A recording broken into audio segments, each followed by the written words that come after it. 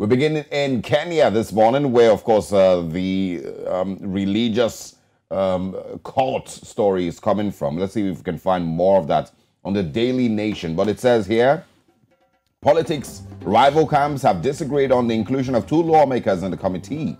Raila talks flop as MPs feud. It says collapse also. It's one step forward, two steps back for the bipartisan talks led by representatives of President William Ruto and opposition chief Raila Odinga after the Azimio La Umoja One Kenya coalition yesterday declared the suspension of discussions until consensus is reached on the composition of the team, pages 4 and 5. And I hope that Kenyans are not distracted at this time, all right? The focus should be on improving on the welfare and the life of Kenyans across the country and even those in diaspora. It should have nothing to do with personal interests of anybody, but on that. And of course, I hope that Raila Odinga will be reminded at the end of these talks, whenever these talks begin. Teachers rather say no to pay cut for proposed housing fund. And we can also see there 90 and counting. Police find more bodies, state acts. This is insane. Completely. Missing and suspected to be among the Sakahola victims. A picture of kids, so you can see right there. We can also find here President's 50 billion shillings weekly debt headache. And well, one of the things we likely will talk about in sports today, EPL D-Day as Arsenal Man City clash in title decider.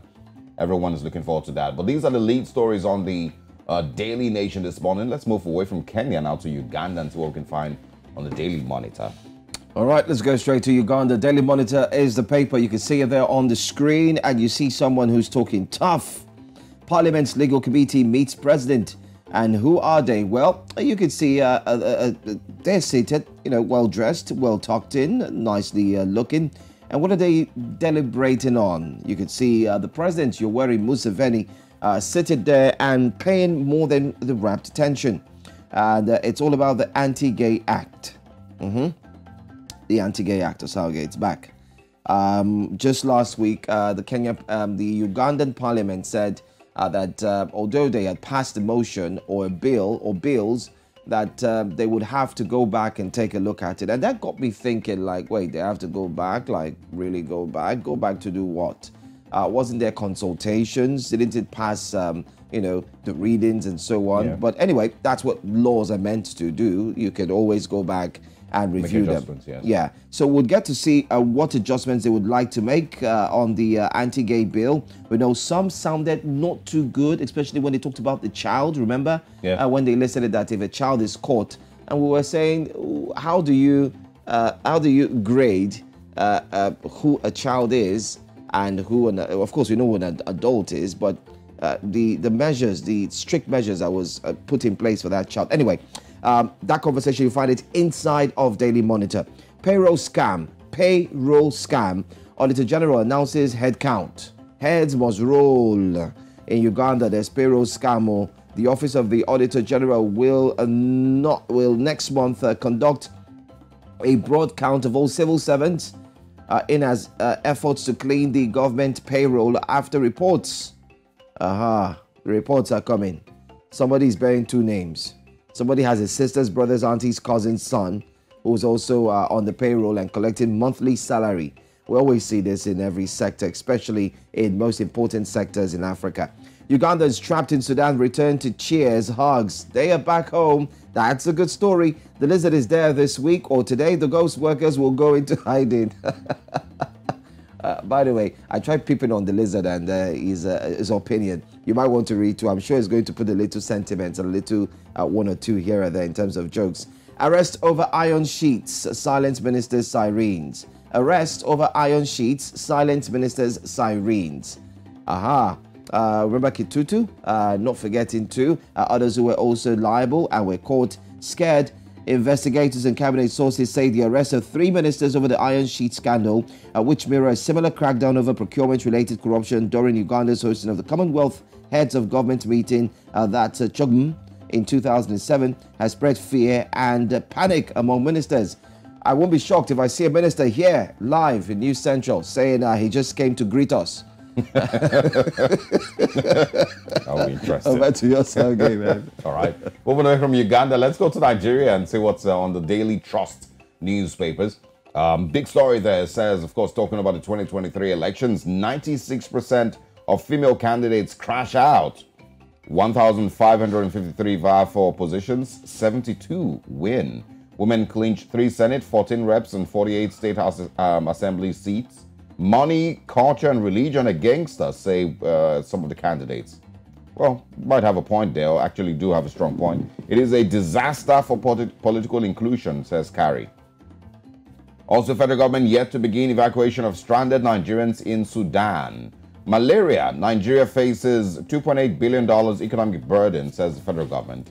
And we can find also 29 abducted as kidnappers invade FCT village. May 29th, Kano, Kaduna FCT others get new CPs. And also, EFCC arraigns Ondo Speaker and 2 others over 2.4 million naira fraud. And these are the major stories that we can find on the Daily Trust newspapers this morning.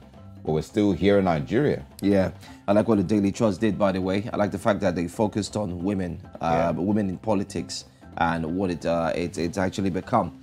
Let's go to this day newspaper. You have it there on the front screen this morning. The big one there, Adamu APC leaders visit Tinubu, consider South for Senate President, Northwest for Speaker. This is talking of inclusion. One of the highlights that was indeed touted or was mentioned by the APC stakeholders. Other interests also pushing North Central for speakership. Another opposition party asks court to stop Tinubu's swearing in 33 days to inauguration. US grants Nigerians permission to protest against presidential poll. Okay. All right.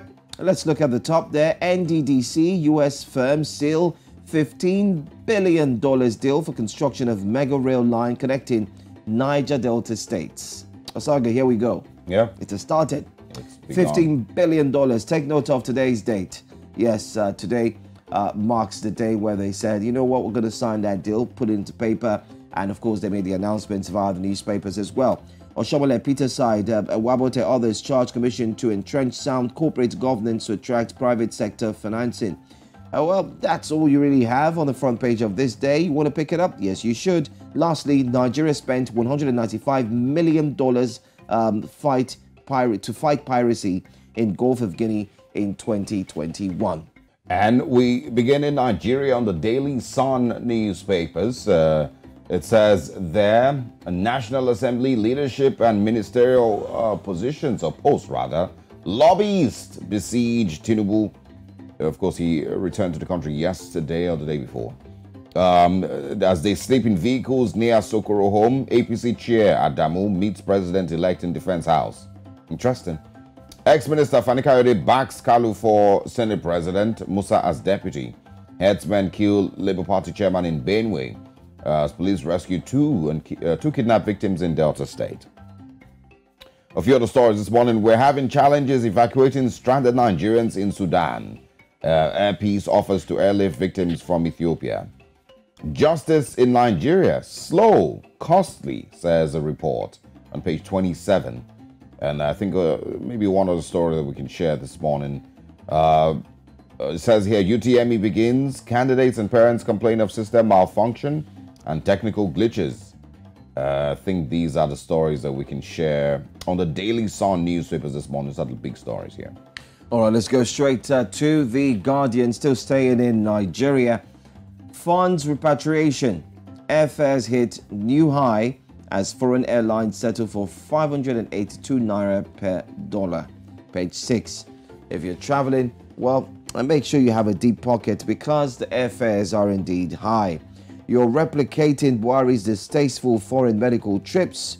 Huriwa tells Tinubu they are already talking and saying that if he's going to be traveling like this, starting off from going off for a month before he came back, then that's a replication of the outgoing president. But anyway, read up inside of page 5 to get the details.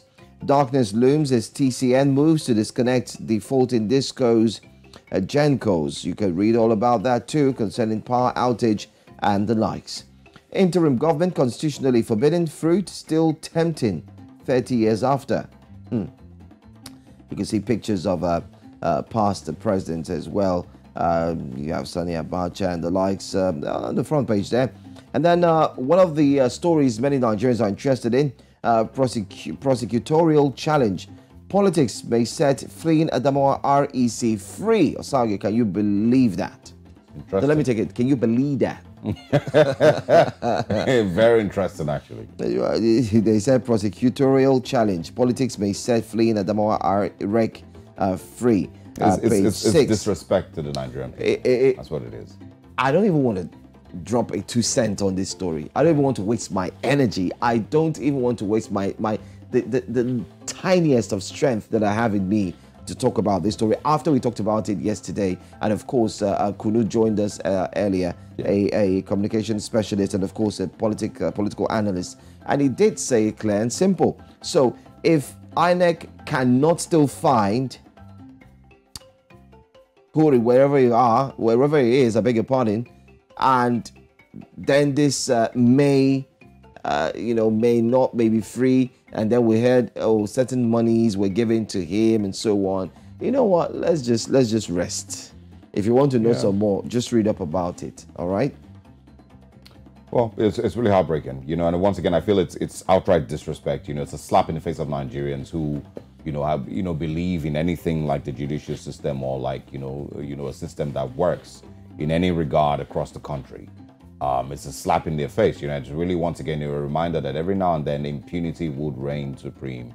And, there's almost nothing you can do about it as a Nigerian. But, it's not late, and it's not the end. At some point, there's still a part of us as Nigerians that want to believe that the right thing will be done.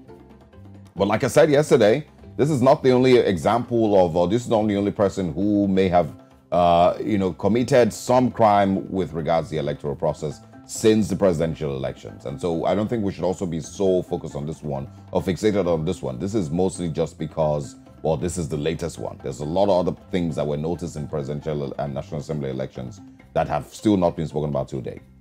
But let's move away from Nigeria to what we can find in South Africa this morning on the Sowetan. It says here, progress versus inaction.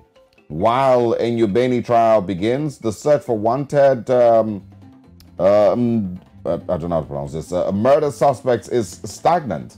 Also, Lesotho cops say SAPS, and that's the South African police, I think, have not asked for help to arrest fugitives.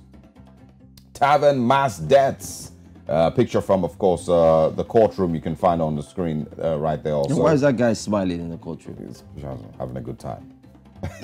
Having In sports on the Sowetan this morning, Sophie Ndaba opens up about mental health on page 8. And also, is Kolisi out of the World Cup on page 27 of the Sowetan this morning. These are the big stories that you can find happening in South Africa. I'm sure there's a lot more, of course, with the ICC withdrawal of South Africa withdrawing from the ICC, and of course that's by President Cyril Ramaphosa. What other details would we need to find? You can find out more. That's right. I think I'd just like to touch on one that you possibly didn't see. State rejects cockroach pandemic claim. Oh yeah, just seen that. There was a story. I don't know if you saw that story that roaches were invading everywhere, and it was much more like a cockroach invasion.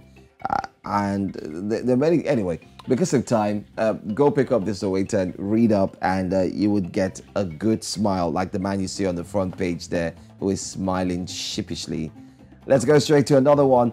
Let's drop this one. Yes, Daily News, front page in Zimbabwe, and opposition faces 123 polls as analysts say vote remains ZANU-PF's to lose. Vote remains ZANU-PF's to lose. Will they be muscled out of contention? Zesa says better days are coming. You can also see another story there. Applauded. Fans praise Nadia Nakai for co-parenting Cairo. It's a co-parenting talk. You can see more. Under fire, Dembare coach defiant, optimistic.